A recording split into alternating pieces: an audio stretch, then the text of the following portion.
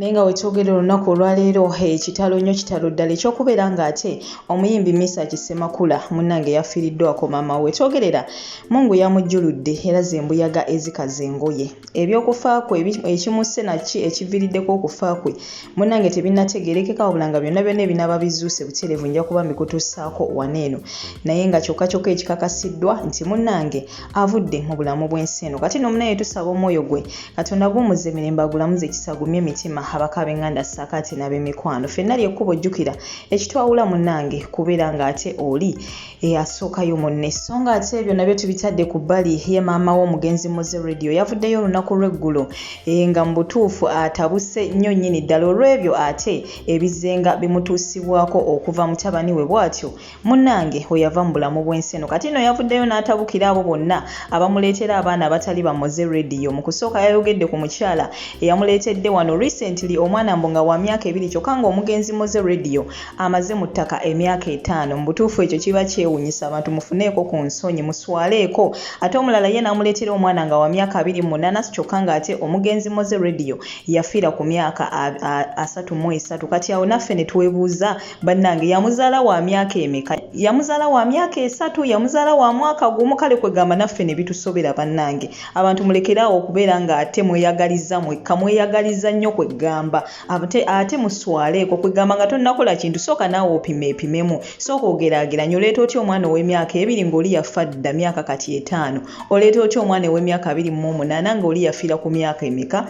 Ku myaka 33. Kale kwegamba bannange abantu tuswaleko naye nga si byangu n'akamu n'akeddagala ebiri sayidi zeeyo. So ng'ate ebyo nabyo tubitadde ku bbali munnaye ngenda kulekerawo ate wano aka audio Spice Diana ke yakoze n'akasindikira omuntu omwabula omuntu oyo n'amwabya n'akata. Spice Diana ng'alidde obuwuka kwegamba nga mukambwe nnyo okukira ennumba. Si byangu n'akamu n'akeddagala naye kirungi nti omuwala basobodde okubeera ng'ate bamutajjukira badde bagenda musibisa olw'okubeera mbu ng'amaze ebbanga ng'ayogerera Spice Diana ebitakwatagana. Ngenda kuba nkakulekerako awo naawe munnange otuwe ki ate ky'osobola okubeera ng'ate oyogerako wansi awo mu comment section. Nkwagala nnyo, nkwagalira ddala.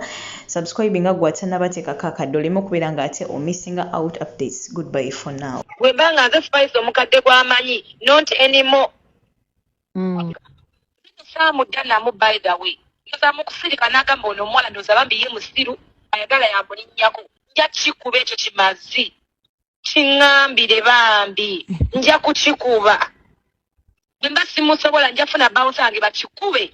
Bwemba simusobola nja funa bounce ange bakikube. Just let her go. You be careful with that bitch. Kugamba, you find a place in your heart. I'm sorry. Kitalo nyingi mweno industry. Entalo. Just musanyu we muleke. My dear, now go messages in one. She told me she apologized. She apologized. She told me she apologized to Roger. Oh, no, Roger's in the one. To Roger, how? Okay, can she bring back the damage that the way you want? You know that. You will be well. If you can be Mungambiri, very well. I won't let it go like that. You want me to call her and tell her that? Tell her whatever you want. Mugambe, tansala mu maaso.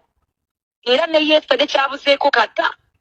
Mukuba oluyi tutandikiraawo. Era abakunziramu kigambo. Kyo teyandibandoza nandikomyawo.